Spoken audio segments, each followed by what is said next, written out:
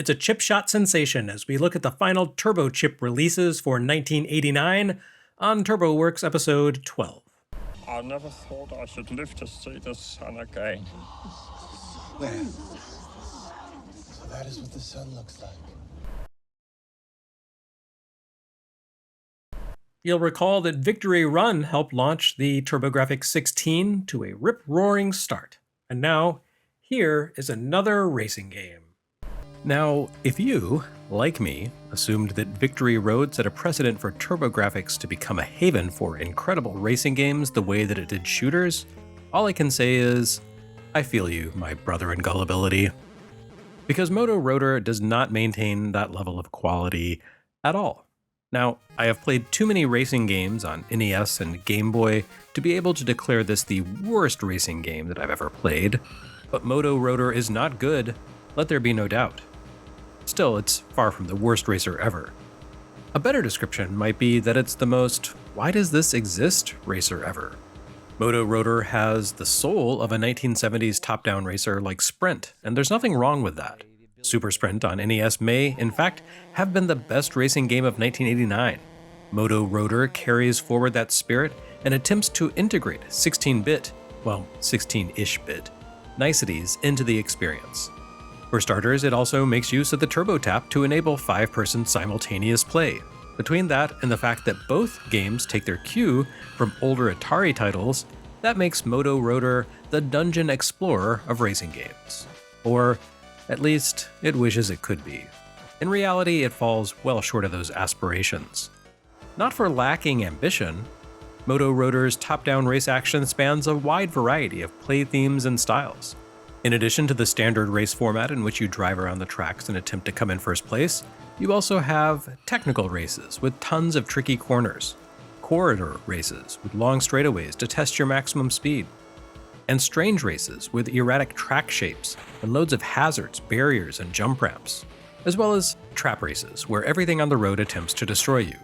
There are also 2 world courses, which are themed around famous tracks from different countries. From reading online, it appears that the corridor and technical tracks are unique to the TurboGrafx-16 release. A bit like R-Type, the PC Engine version shipped early on when HUCard capacity had only been at its minimum, and it felt a bit anemic. Rather than combining 2 individual games for the US, the developer added more content to the Turbo release, since a second game didn't exist yet. The US release includes new courses along with a bunch of hidden alternate tracks accessible only by cheat code. A second game would come along a couple of years later with the Japan-exclusive Moto Roader 2, though that clearly didn't make it to the US. After all, it's not called Japan-exclusive for nothing. There was also a third title, Moto Roader MC, which didn't reach the US in its PC Engine CD iteration, but weirdly did come west on modern consoles a few years ago. It was a weird choice for a remake, but of the 3 titles, Moto Roader MC certainly holds up best in terms of playability, even if it looks the least impressive. Moto Roader MC took the series all the way back to its inspiration by playing almost exactly like a souped-up Super Sprint. And that seems pretty awesome. Tiny little cars racing around a single-screen track crammed with obstacles and dangers is always a good time. Certainly a better time than whatever it is they did with the first Moto Roader. The game that shipped for TurboGrafx-16 really tried to feel next generation by eschewing the tiny cars factor and zooming the view in close to the action.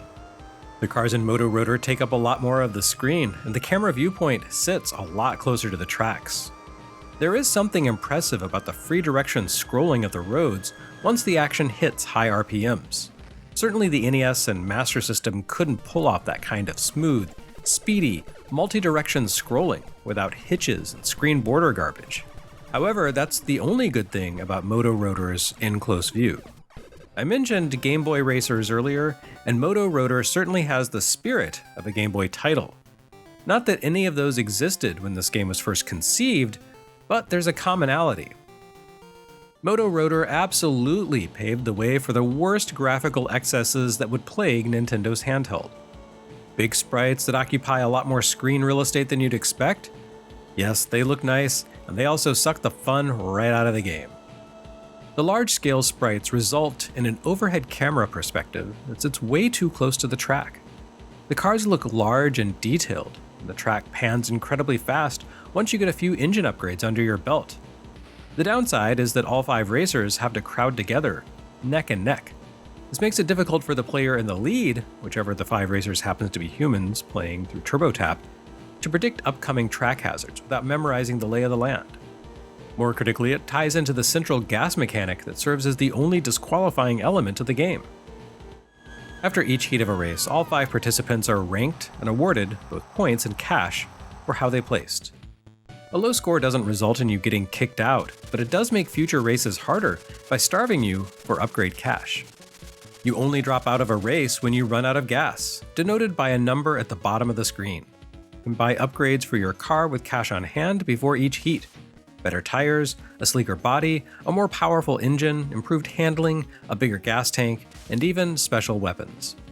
These upgrades have a huge impact on your performance, and a consistent winner can max out their vehicle enough to leave opponents in the dust.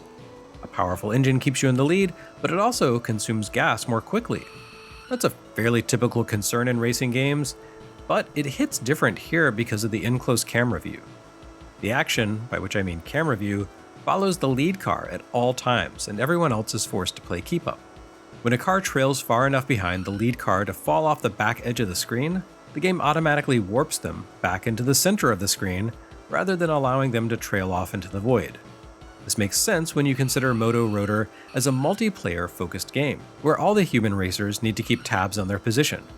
But it's deeply annoying in practice, and more or less all of Moto Roader's shortcomings trickle down from this element.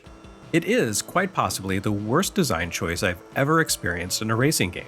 See, when the game warps a car back into the center of the screen, it deducts a point of gas from that racer, pushing that driver closer to disqualification.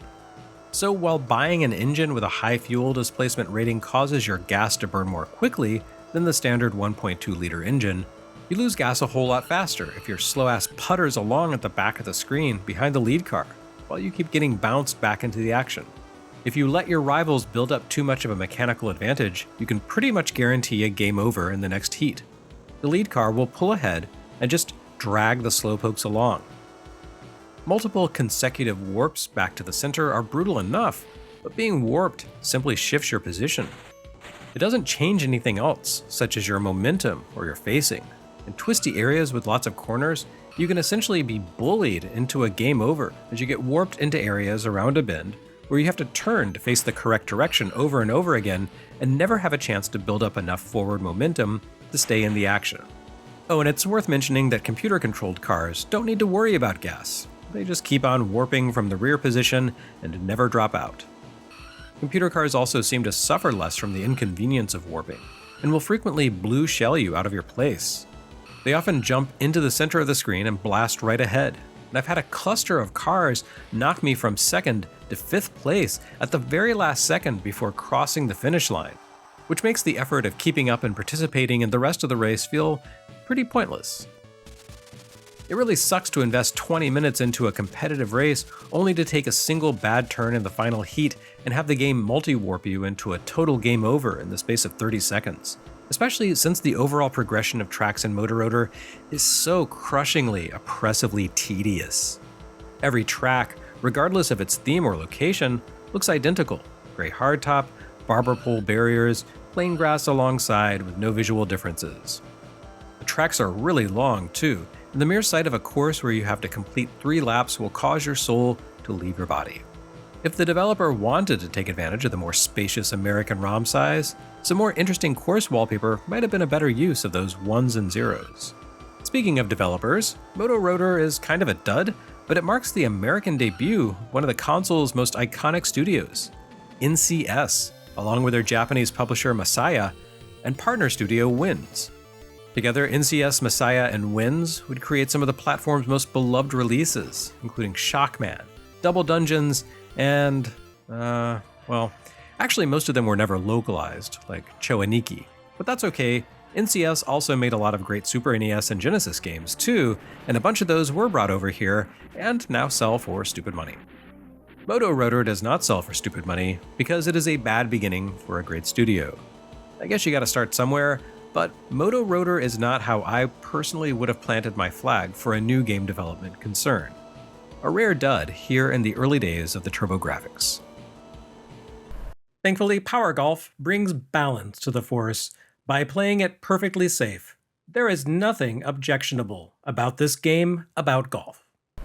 Admittedly, there's nothing about it that stands out, but like world-class baseball, Power Golf checks a box and gives TurboGrafx owners a game that adapts a popular sport correctly and looks pretty nice doing it. And unlike world-class baseball, it doesn't feel identical to a game released on Genesis at the same time. Advantage: Turbo. Power Golf allows you to play as one of 3 avatars in a by-the-numbers take on golf. Each of the characters, the dude, the lady, the codger, has a different swing speed, which affects their power, but also the window of timing for their swing meters. Less time to hit a precise swing means more power, so it's a trade-off. You can play solo or compete against the computer or other players. Pretty standard stuff. Power Golf only contains a single course, but it's a pretty good one with a mix of layouts and varied hazards and obstacles. You have to deal with shifting winds, judge the ideal wood or wedge for a situation, and account for the topography of the green as you putt. Again, Power Golf offered nothing new or surprising for anyone who had played literally any 8-bit golf game. It did have a nice clean interface though, very simple and uncluttered, while still giving you a ton of information and natural inputs. Golfers don't do a lot on screen, but they do it with great animation. And the game gives you useful ground-level views of the course in an inset window as you advance toward the cup. Golf games. They're pretty good. And this one is a pretty good take on a pretty good genre. That makes it double plus pretty good.